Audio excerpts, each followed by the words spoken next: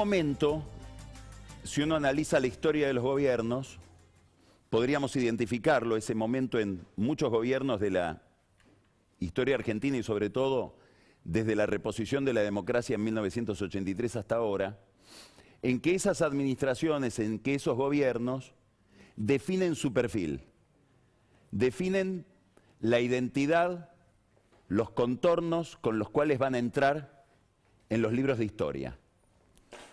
Probablemente este gobierno, el gobierno de Alberto Fernández, esté encontrándose en los próximos días, en las próximas semanas, con una encrucijada que lo va a obligar a definir mejor su identidad y sobre todo a salir de la ambigüedad. Es un problema para el oficialismo. ¿Por qué? Porque la ambigüedad hasta ahora ha sido para el peronismo que gobierna y sobre todo para el kirchnerismo estratégica. En alguna medida es un vicio, porque la ambigüedad impide definiciones de mediano y largo plazo, impide fijar un rumbo nítido, pero para muchos de ellos es una virtud, porque gracias a la ambigüedad han podido lograr la convivencia de sectores muy distintos. La elección por parte de Cristina Kirchner, de Alberto Fernández, su proclamación a través de un tuit, fue una apuesta a la ambigüedad, a elegir como presidente a un delegado, no a pesar de, sino porque expresaba o nos había hecho creer que expresaba ideas distintas de las de Cristina Kirchner. Pero ahora esa ambigüedad está en tensión. Es difícil de sostener, por dos razones.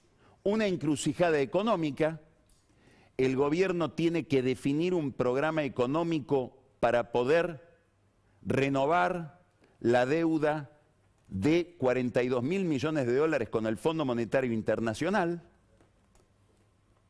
Y además, ligada a esa encrucijada económica, hay otra encrucijada geopolítica, porque le están pidiendo desde el exterior que defina su alineamiento. Y esto está sucediendo esta semana, por una invitación del gobierno de Estados Unidos a participar o no participar de una cumbre de democracias. Vamos a hablar de estos dos temas esta noche, que están introduciendo, o mejor dicho, estimulando fricciones, discusiones preexistentes dentro de la coalición que gobierna. El primer problema tiene que ver con la definición de un programa económico. Alberto Fernández hace ya tiempo le dijo al Financial Times que él menospreciaba los programas económicos, que prefería no tener programa económico. Probablemente haya sido una decisión, como decía antes, estratégica. Una vez que cifrara en un programa, en números, en medidas concretas, una visión de la economía, una visión del futuro, una orientación, probablemente algunos pasajeros de su aventura, algunos tripulantes del barco iban a querer bajarse, como estamos viendo que está pasando ahora dentro del oficialismo. Pero va a ser imposible negociar con el Fondo Monetario el programa que le evitaría al gobierno tener que entrar en default sin fijar ese programa económico.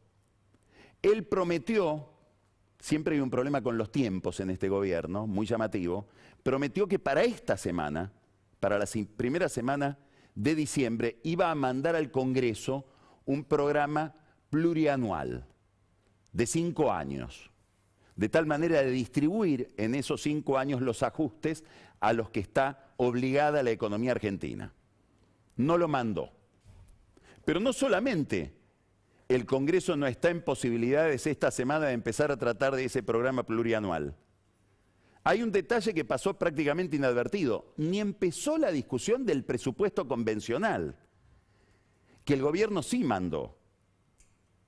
Y esa demora en la discusión del presupuesto también tiene que ver con la imposibilidad del oficialismo y de los bloques oficialistas de defender en público los ajustes que están contenidos en los números cifrados de esa contabilidad del presupuesto. Hasta ahora todo este problema que tiene que ver con la normalización de la economía argentina, con la salida de la crisis, que es el mandato que recibió el gobierno en las elecciones del 2019, para eso se lo votó a este gobierno centralmente, todo esto ha sido cubierto con espesísimas capas de humo, sobre todo la negociación con el fondo. Primero se habló de que iban a conseguir, y el Senado se lo fijó por escrito al Poder Ejecutivo, el bloque de senadores peronistas, cambios en los plazos para devolver el dinero. No pudieron. La segunda bandera política era que iban a conseguir un recorte en la tasa de interés que se paga por aquellos recursos que exceden la cuota a la que tiene derecho el país en el Fondo Monetario Internacional. Tampoco pudieron. Se habló de reducir, de aliviar exigencias del fondo a cambio de, comillas, acciones climáticas. Pasó como un delirio. La última idea, la última ocurrencia fue intentar una aproximación con China, cederle a China iniciativas de carácter nuclear a cambio de que China financiara a la Argentina en sustitución del Fondo Monetario. Y los chinos, que como vamos a ver después, ocupan un lugar importante en el fondo, le dijeron, no, China no va a poner $1 en la Argentina si no arreglan con el fondo. Era obvio que China, que es una de las dos grandes potencias que hoy rigen la escena internacional, no iba a elegir a la Argentina en detrimento o en contra de la arquitectura financiera internacional a la que China quiere pertenecer, inclusive quiere dominar. Se habló ahora, en una picardía criolla, de antes de sentarnos con el fondo le vamos a exigir una autocrítica por el programa que hicieron en el gobierno de Macri, que es el programa contrapartida de aquel crédito de 57.000 millones de dólares que recibió el gobierno de Macri. Desde el fondo aclararon, no hay ninguna autocrítica, lo que vamos a hacer es una explicación de rutina, como hacemos siempre, de los programas que implican muchos volúmenes de dinero. Y es obvio que no van a poder hacer una autocrítica, porque sería muy raro que se autoflagelen por un programa que permitió 5 desembolsos seguidos de dinero.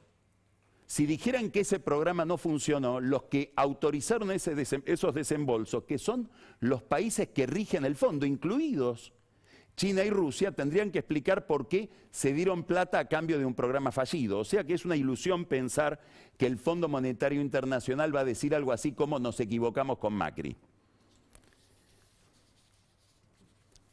Todo este humo confronta ahora con la negociación concreta.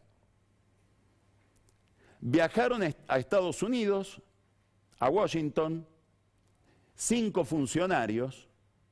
Este viaje es muy importante porque nos revela cuál es la lógica, el ritual de la negociación con el fondo. Son 5 funcionarios técnicos, 3 del área de Hacienda, entre ellos el secretario de Hacienda, los expertos en presupuestos, y 2 funcionarios de una institución que es clave en este problema, el Banco Central. Recuerden ustedes que cuando el gobierno de Macri negociaba con el fondo, los que se caían eran los presidentes del Banco Central, no los ministros de Hacienda o de Economía. Porque el problema central está ahí. El problema central está en la enorme masa de emisión monetaria que lleva esta política económica como instrumento central y en la política cambiaria, que va a ser un tema dificilísimo de discutir en Washington. Entonces fueron estos funcionarios a discutir presupuesto, política cambiaria, emisión monetaria, tarifas de los servicios públicos, es decir, subsidios al consumo de energía y gas, que es el gran rubro del gasto público, y se encuentran del otro lado, no con Georgieva, se encuentran con 6 funcionarios cuyo nombre ni siquiera uno conoce, que son expertos del Fondo Monetario Internacional en esas materias. es gente que sigue la política económica argentina en materia de tarifas, en materia de gasto público, en materia de emisión monetaria, y empieza una discusión que es lo contrario del humo. Hay que sacar los cuadros de Excel y empezar a ver número por número, partida por partida, y discutir algo que, con perdón de la palabra, se llama ajuste. Este es el centro del problema y esto es lo que más va a demorar la discusión y lo que al final va a generar seguramente una discusión política en el seno del propio oficialismo. Aparte de todo esto, hay un problema específico de Martín Guzmán. Martín Guzmán hace del tema de la negociación de la deuda con el sector privado, es decir, la deuda que él negoció el año pasado con los fondos de inversión, no la deuda con el fondo, sino la deuda con los bonistas, esa es su bandera política y su bandera académica. Ahora, esa deuda fue tan mal negociada que hoy los bonos argentinos rinden una tasa que solo rinden activos de altísimo riesgo, es decir, activos que muy probablemente entren en default. 1.750 es el nivel al que llegó el riesgo país, es decir, el riesgo de esos bonos. Guzmán espera que el fondo no descalifique esa negociación. Ahora, es muy difícil que el Fondo Monetario Internacional, en el acuerdo con la Argentina, pueda decir que esa deuda es sustentable con alta probabilidad, que es la fórmula prevista para cuando los bonos que emite un país son de alta calidad y no presentan riesgo. Porque los bonos argentinos hoy presentan un riesgo de default como si dentro de 5 años fuéramos a defaultear. Es decir, como si dentro de 5 años hubiera necesidad de otra negociación igual que la que se hizo el año pasado. Acá se juega el prestigio de Guzmán frente a su espejo y esto también está demorando la negociación. Ahora, una vez que se discute todo el esqueleto de la economía argentina, con esos técnicos sin nombre y apellido, por decirlo de alguna manera, hay que redactar una carta de intención, que obviamente la redacta el país, pero la tiene que aprobar el que concede el crédito. Acá hay que aclarar algo específicamente. Es como que volviéramos a pedir el crédito que pidió Macri. Entonces, esa carta de intención va a obligar al gobierno a fijar números concretos, ajustes concretos, partidas concretas del presupuesto que van a tener que ser modificadas. Y todo esto va a llevar semanas. Muy probablemente no logre, ya lo anticipó Georgieva, hacerse antes de fin de año. Va a seguir la negociación en enero. ¿Por qué esto es importante? Por otro detalle. El área de la cual depende la Argentina en el Fondo Monetario, que es lo que se llama la dirección del hemisferio occidental, es decir, de América, de los países de América, hoy está vacante. El que era el director de esa área, Alejandro Werner, se fue, entre otras cosas, por el fracaso en el rodaje, en la implementación del programa que se pactó con Macri.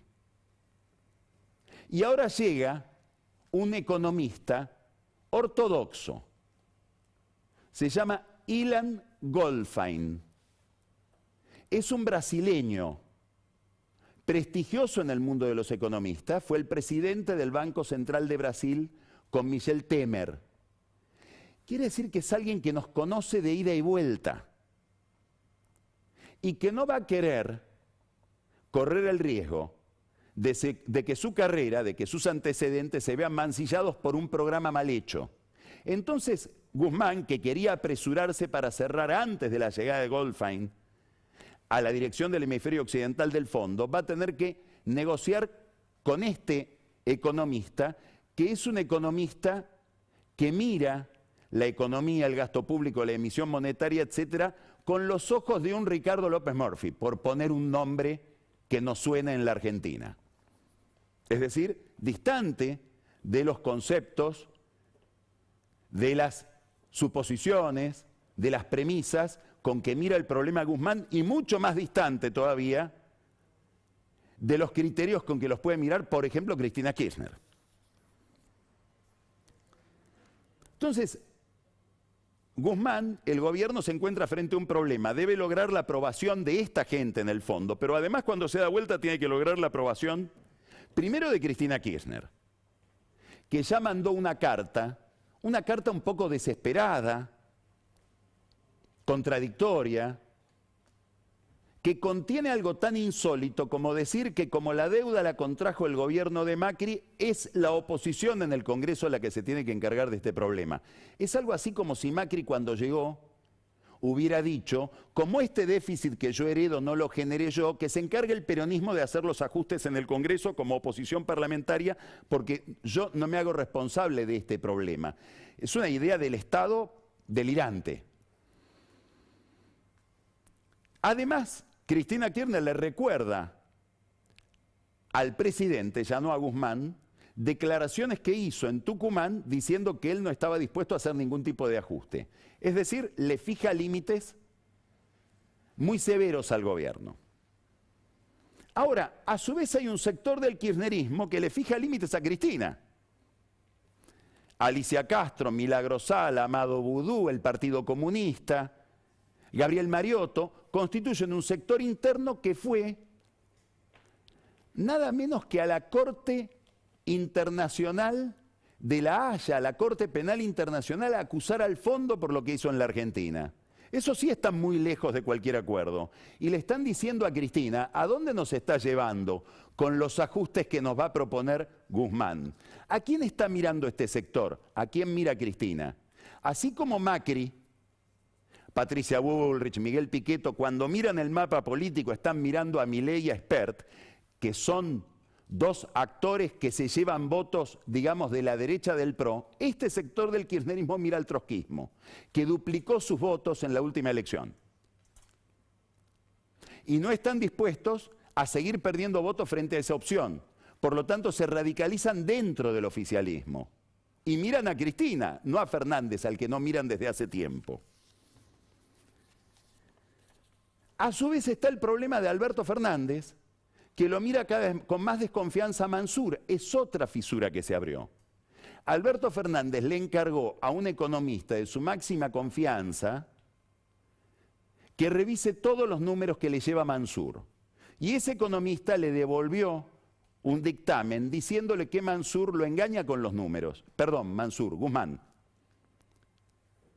Que el ministro de Economía, Guzmán, le está presentando necesidades de ajuste superiores a las que se requerirían y que por lo tanto, si se sigue el camino planteado por Guzmán, la recuperación económica argentina va a ser más lenta y por lo tanto la recuperación de los votos. Habrá que ver cuando vuelva Guzmán con sus papeles o cuando vuelvan los técnicos de Guzmán con sus papeles y cuando Guzmán termine redactando la carta de intención, ya no si se la aprueba Cristina, si se la aprueba Fernández. Y después de todo esto, hay que mirar al Congreso. En el Congreso tenemos primero un actor que es Sergio Massa, que estuvo reunido la semana pasada con fondos de inversión que visitaron la Argentina para tomar la temperatura de la economía argentina, de la política económica y sobre todo de la posibilidad o no de un acuerdo con el fondo. Y Massa les dijo, no sabemos basado en qué información, porque la información que les dio Massa no coinciden con los datos que manejan los propios actores del problema, que el acuerdo ya está prácticamente hecho. Que hay dos detalles para definir, si se llega al déficit cero en 2024 o en 2025, en el recorte paulatino de déficit que prevé este programa plurianual.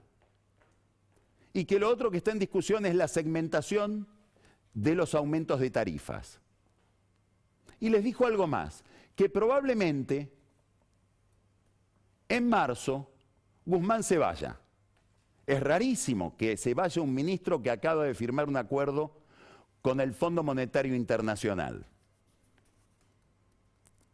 Ahora, si miramos la desconfianza de Alberto Fernández respecto de Guzmán que acabo de comentar, bueno, es probable que en la cabeza de Alberto Fernández esté que Guzmán se vaya después de esta negociación. A su vez está el problema del Congreso, de un Congreso que es otro Congreso, con tensiones en todos los bloques. Se acaba de partir el bloque del radicalismo en la Cámara de Diputados, anticipando algo de más largo plazo, detrás de esa ruptura que implica una pelea entre dos cordobeses, básicamente entre Mario Negri, que perdió la elección en Córdoba, la elección interna, y Rodrigo de Loredo, que la ganó. Sobre esa pelea de dos cordobeses se proyectan las candidaturas presidenciales del radicalismo para el 2023. Pero no es la única fractura. Hay diputados del PRO que van a armar sus propios bloques, más las disidencias propias del oficialismo. Hay gente experimentada en política, por ejemplo Carlos Rucauf, que está anticipando o se está preguntando si cuando vayan todos estos papeles, estos acuerdos, esta contabilidad del Congreso, no empezará a naufragar en una discusión caótica. ¿Puede pasar eso? Está pasando en Costa Rica. En Costa Rica también hubo un compromiso innecesario del Poder Ejecutivo de convalidar en el Congreso no el endeudamiento, que eso sí lo hace el Congreso habitualmente. Dice, ¿apruebo esta deuda o no la apruebo? ¿Apruebo este empréstito o no lo apruebo? No, de aprobar las condiciones del endeudamiento, el programa económico que el Ejecutivo se compromete a hacer delante del Fondo. Y hoy Carlos Alvarado, el presidente de Costa Rica, está diciendo públicamente, no me pregunten más por el acuerdo con el Fondo, porque es un tema del Congreso y allá lo mandé y todavía no vuelve. ¿Le puede pasar esto a Alberto Fernández? Sí. ¿Le va a pasar? No sabemos. Pero puede pasar que el acuerdo entre en una negociación endiablada que lo obligue al presidente a sacarlo por un DNU. Eso sí lo pensó también Alberto Fernández, lo está pensando desde hace 3 semanas. Ahora, todo esto, que es la encrucijada económica frente a la que se encuentra el gobierno, combina y hace juego con una encrucijada geopolítica, de política exterior, de ubicación de la Argentina y del kirchnerismo en el mundo. ¿Por qué? Porque no estamos negociando, el gobierno no está negociando con fondos privados, con bancos de inversión. Está negociando con potencias. La negociación con el fondo es básicamente una negociación con el G7. Y por lo tanto es una negociación que tiene, además de una dimensión técnica, una dimensión política. Bueno, mientras se produce esta negociación, Joe Biden convoca una cumbre virtual de defensa de la democracia, de defensa de 3 políticas: política anticorrupción, política antiautoritarismo y política pro derechos humanos. Podemos encontrarle 1000 modulaciones a esta convocatoria, pero tiene una indiscutible, obvia: es política anti-China, que no entra en ninguna de las 3 categorías. Es un gobierno autoritario, un régimen autoritario el de China, violador de los derechos humanos, que además está contaminado por la corrupción. Y dice, bueno, están invitados todos estos países, entre ellos la Argentina. Cuando la Argentina mira la lista, ve que de esta convocatoria están excluidos China, obviamente, Rusia, Irán, Venezuela, Nicaragua, Bolivia. Y que al revés está incluido Juan Guaidó como presidente de Venezuela y está incluido Taiwán, cuya condición de país China Popular desconoce. Y tiene que decidir Alberto Fernández, y está buscando qué decidir. Probablemente esto lo esté hablando en este momento, en estas horas, Jorge Argüello, el embajador en Estados Unidos, en Yakarta, en Indonesia, donde hay una reunión preparatoria del G20 porque empieza a ser presidido por Indonesia. Y allá está el segundo del Consejo de Seguridad Nacional de la Casa Blanca, con el que seguramente Argüello debe estar negociando qué hacer con la participación, esto es jueves y viernes de esta semana, de la Argentina en este lugar. Desde el kirchnerismo, ayer, en una nota muy interesante que publica en su sitio El cohete a la luna, Horacio Verbitsky les dice, no puede haber una excusa formal, No es que no voy porque me llegó tarde la invitación. Acá hay una cuestión política e ideológica y esperamos que el gobierno se defina. Obviamente que no vaya. Ahora hay que ir a explicar al fondo que no va. ¿Por qué hay que ir a explicar al fondo? Porque miren cómo es la composición del Fondo Monetario Internacional en cuanto a su conducción. Quiero mostrarles dos elementos gráficos. Primero un mapa. Miren este mapa. Este mapa es el mapa del Atlántico Sur. Y este mapa señala dos lugares. Bata, la ciudad de Bata en Guinea Ecuatorial, y Montevideo. ¿Qué tienen que ver estos dos lugares? El Wall Street Journal acaba de publicar un informe de inteligencia de Estados Unidos, que el gobierno de Estados Unidos todavía no convalidó, diciendo que China está negociando con el gobierno de Guinea Ecuatorial una base militar en la ciudad de Bata. Y lo presenta en términos de alarma del Pentágono. Y en Montevideo hay una presión permanente del gobierno chino y una presión en sentido contrario de los Estados Unidos porque los chinos quieren crear un puerto en el Río de la Plata en Montevideo. Sabemos ya que China le ofreció a Uruguay un acuerdo de libre comercio. ¿Cuánto puede ser para las cuentas chinas el comercio uruguayo? Cero, poquísimo. Entonces, ¿de qué estamos hablando? Estamos hablando de la expansión, de la pretensión, de la orientación de China para establecerse en el Atlántico. Esta es la discusión. Ahí es donde la Argentina juega un papel, como lo juega Uruguay, como lo juega Brasil. De esto se está hablando también en el fondo de todo, en el Fondo Monetario Internacional. Ahora miren cómo está compuesta la conducción del Fondo Monetario Internacional. ¿Quiénes mandan? Estados Unidos tiene el 17,5% de las acciones. 17,5%. Le sigue 6,5%, miren la diferencia, Japón. Es decir, en el fondo mandan, antes que nadie, Estados Unidos y Japón. ¿Dos enemigos, rivales de China? Sí. ¿Qué relación tiene el gobierno argentino con el gobierno japonés? ¿Cuánto entiende el gobierno argentino el papel de Japón en este juego? Casi nada. Como lo demostró el embajador de Japón cuando tuvo que avisarle públicamente al gobierno que había que pagar la deuda con el Club de París si le iban a seguir pagando la deuda a China. China es el tercero y el cuarto es Alemania. Después siguen los demás. Nosotros no figuramos, estamos en este resto con una participación de 0,6. Es decir, acá está el juego.